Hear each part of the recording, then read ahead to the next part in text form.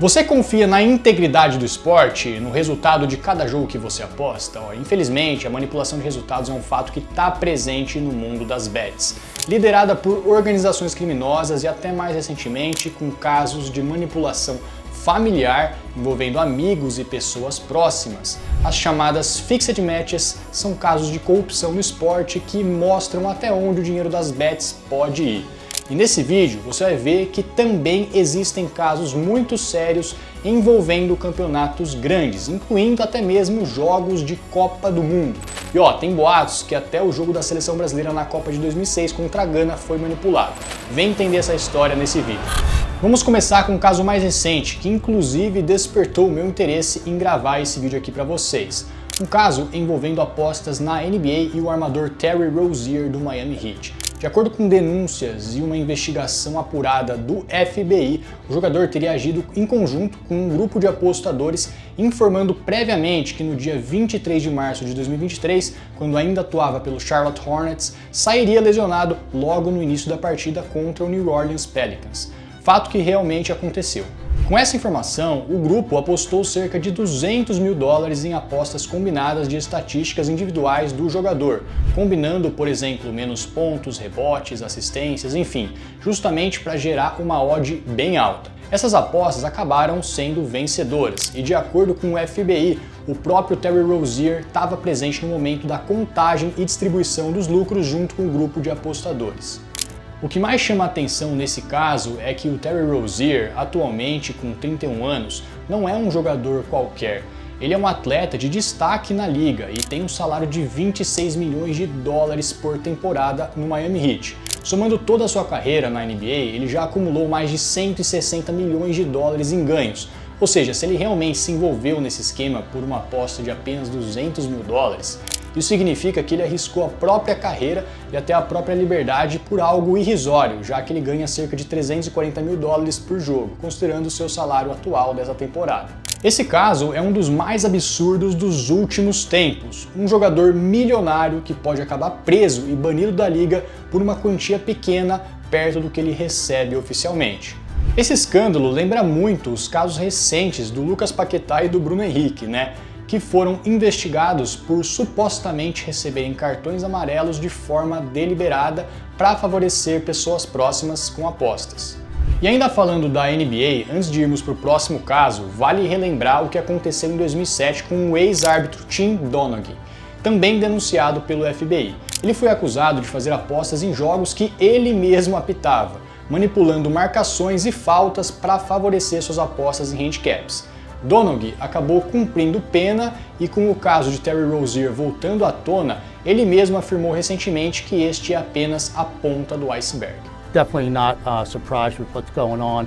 I think this is just the tip of the iceberg, like you said earlier, and I think you're going to see maybe more of a bigger scandal coming out of the college level because you have these young athletes that aren't going to make it to the next level, and somebody's going to offer them money to maybe fix a game and only win by 12 rather than 15, and they're going to take that money because they're going to need a way to support their family. So I think it's just the tip of the iceberg in many different ways.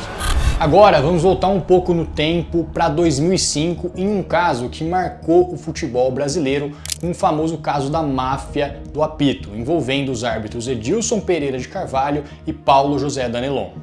Uma máfia de apostadores brasileiros cooptou os dois árbitros para favorecerem marcações e manipularem resultados. Foram manipuladas partidas do Paulistão, da Libertadores, da Série B e da Série A do Brasileirão naquele ano de 2005. O grupo apostava sempre nos times favoritos e contava com a ajuda dos árbitros para influenciar o resultado das partidas.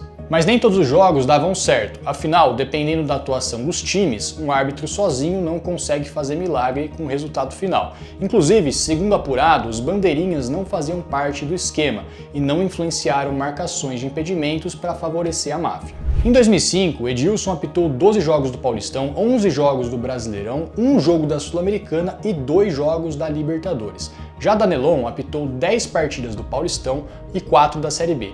Quando o escândalo veio à tona, em setembro, apenas os 11 jogos do Brasileirão da Série A foram anulados, porque os torneios do Paulistão, Sul-Americana e Libertadores já haviam terminado e as 4 partidas da Série B não tiveram impacto direto na tabela final. Curiosamente, houve jogos em que a máfia estava a favor de um time, mas o resultado acabou sendo o oposto. Por exemplo, no jogo Corinthians e Santos, a máfia estava a favor do Corinthians, mas o Santos venceu. Em Figueirense e Juventude, a máfia estava a favor do Juventude, mas o Edmundo, então no Figueirense, acabou com o jogo e o Figueira venceu também. Teve outro caso curioso entre Ponte Preta e São Paulo, em que a máfia estava a favor do São Paulo, mas naquele jogo o goleiro Rogério Ceni falhou no gol da Ponte e ainda perdeu um pênalti. No fim das contas, os 11 jogos anulados foram realizados novamente. E o mais curioso, os dois times que disputavam o título, Internacional e Corinthians, tiveram que refazer partidas importantes. O Internacional venceu novamente o Coritiba em sua partida anulada, enquanto que o Corinthians, que tinha perdido os dois jogos anulados, inclusive aquele jogo contra o Santos, onde a máfia estava a favor do Corinthians, acabou vencendo o Santos e empatando o outro jogo, somando então 4 pontos a mais na tabela. No final do campeonato, a diferença entre Corinthians e Inter foi de exatamente 3 pontos, o suficiente para dar o título para o time paulista.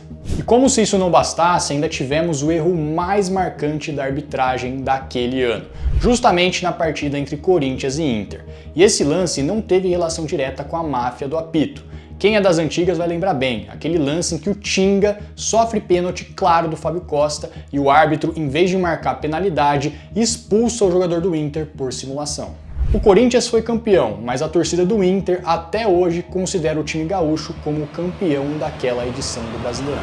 Agora vamos entrar no top 3. O terceiro caso não aconteceu no futebol, mas é igualmente emblemático e histórico, em 1919, na Major League Baseball dos Estados Unidos. Esse caso é simplesmente chocante. 8 jogadores do Chicago White Sox, que eram favoritos para vencer a final da World Series contra o Cincinnati Reds, aceitaram suborno de apostadores para entregar o título. A série, disputada em melhor de 9 jogos, terminou 5-3 para o time de Cincinnati. Esses jogadores cometeram erros propositais, arremessos ruins e atuações suspeitas, tudo para garantir que o time perdesse. O escândalo ficou conhecido como Black Sox Scandal e é até hoje lembrado de forma negativa na história dos esportes americanos. É como se, por exemplo, houvesse manipulação na final da NFL, o Super Bowl, ou até mesmo em uma final de Copa do Mundo. Simplesmente absurdo este caso no beisebol, sem falar que os 8 jogadores que participaram do esquema simplesmente abandonaram os seus companheiros de time na busca por um título tão importante.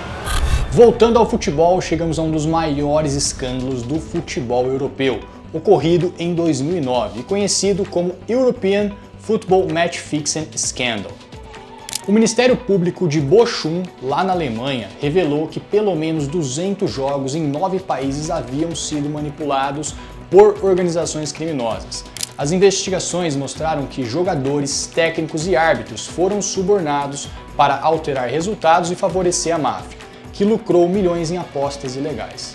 Entre os jogos sob suspeita estavam 29 jogos da primeira divisão da Turquia, 14 da primeira divisão da Croácia, 13 da primeira divisão da Hungria, além de partidas da Bundesliga 2 e partidas de segunda divisão para baixo em outros países europeus. O escândalo envolveu também 3 partidas de fases eliminatórias da Champions League e 12 partidas de fases eliminatórias da Europa League.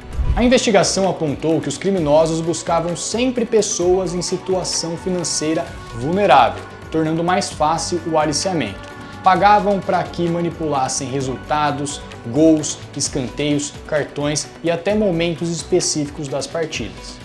Esse escândalo acendeu um alerta tremendo dentro da UEFA, mostrando o quão vulnerável o esporte estava à corrupção. A integridade do futebol ficou abalada e a confiança dos torcedores foi profundamente afetada. Em resposta, a UEFA implementou novos sistemas de monitoramento de apostas em parceria com as casas de apostas para fiscalizar padrões suspeitos. Também criou programas educativos para atletas, árbitros e treinadores, com o objetivo de prevenir manipulações e reforçar valores de ética e integridade no esporte. E em primeiro lugar, eu vou colocar aqui um caso polêmico que até hoje gera debate entre jornalistas e especialistas. Um possível jogo manipulado em uma oitavas de final de Copa do Mundo, que envolve a nossa seleção brasileira. Em 2006, naquela seleção dos sonhos, o Brasil com Ronaldo, Ronaldinho, Kaká, Adriano, Cafu, Roberto Carlos, Dida, goleou Gana por 3-0 nas oitavas, antes de cair para a França nas quartas, naquele jogo triste de lembrar, né? Mas aqui, o jogo contra a Gana pode ter sido sim manipulado a favor do Brasil. A primeira vez que eu vi essa história foi no livro O Submundo do Futebol, escrito por Wilson Raj Perumal, um manipulador de jogos confesso que narra com detalhes como funcionavam os esquemas, as negociações e os bastidores da corrupção no futebol mundial. Quando eu li o livro, ele mencionava justamente esse jogo do Brasil contra a Gana, e eu fiquei impressionado com a possibilidade de uma manipulação ocorrer em um jogo tão grande de mata-mata de Copa do Mundo. Se liga nesse trecho do livro em que o autor fala sobre o caso. Abre aspas. Tana me disse que ele e Iap haviam procurado por mim no início de 2006 porque queriam que eu manipulasse para eles alguns jogos da Copa do Mundo da Alemanha, realizada naquele ano. Eu disse a Tana que tinha passado os últimos 3 anos e meio na prisão. Nós fomos à Copa do Mundo, Tana explicou. Procuramos você por todo lado, mas não o encontramos. Tentamos manipular um jogo de Gana, mas não deu certo. Até funcionou, mas só no primeiro tempo. Tana estava se referindo ao jogo Gana e Brasil. Quando eu li essa parte, eu fiquei simplesmente perplexo. É assustador pensar até onde a corrupção no esporte pode chegar. E o mais curioso é que o próprio autor do livro detalha outros jogos importantes que ele mesmo manipulou, partidas de eliminatórias de Copa do Mundo e até mesmo jogos da Copa do Mundo feminino. Mas esse não foi o único livro que levantou suspeitas sobre o jogo entre Brasil e Gana. O jornalista Declan Hill, autor do livro The Fix: Soccer and Organized Crime, também acredita que o jogo Brasil e Gana foi manipulado. Em seu livro e em entrevistas, ele afirma que foi convidado pelo chefe da máfia para presenciar uma das negociações. Abre aspas. Tenho certeza de que o jogo foi manipulado. Mais uma vez, existe um manipulador de apostas asiático que anuncia que irá manipular um jogo durante a Copa do Mundo. Ele me permite presenciar uma reunião preparatória em um restaurante KFC em Bangkok. Nessa reunião estão presentes o ex-jogador da seleção ganesa, Abukari Damba, e um manipulador de resultados da Malásia. Os dois viajam para a Alemanha e abordam os jogadores, e a partida termina como previsto. O que chama a atenção é que o ex-jogador ganês que Hill menciona, Abukari Damba, também é mencionado no livro O Submundo do Futebol de Wilson Raj Perumal, em que ele foi uma das pontes entre os jogadores e os manipuladores em um amistoso entre Gana e Irã, conforme o trecho do livro. Abre aspas. Abukari havia atuado no time malaio Perak e era o treinador de goleiros da seleção nacional de Gana. Abukari mais tarde foi demitido pela Federação Nacional por manipular um amistoso entre o seu time e o Irã. Tana e Iap haviam sido informados por Abukari que a seleção ganesa que viajaria para o Irã era composta principalmente de jogadores sub-21. Tana e Iap conseguiram se aproximar de alguns deles e os subornaram para perder de 4-2 para o Irã.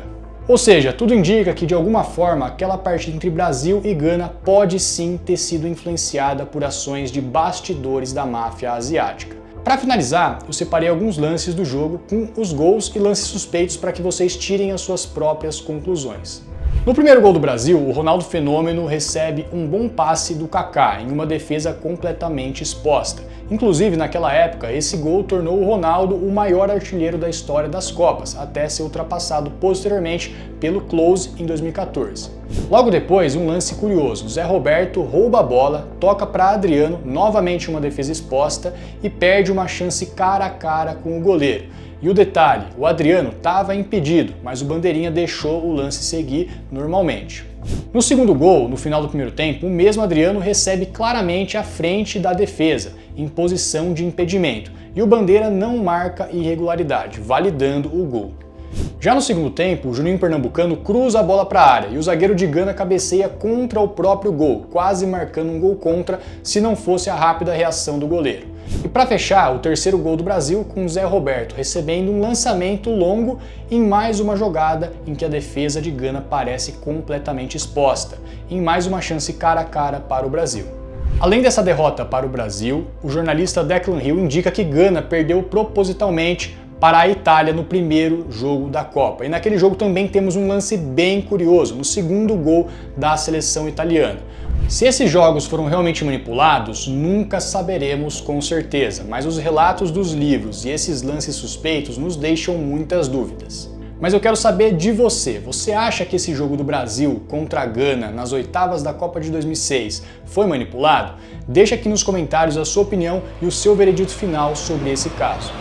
Esses foram então os 5 maiores casos de manipulação envolvendo apostas no esporte.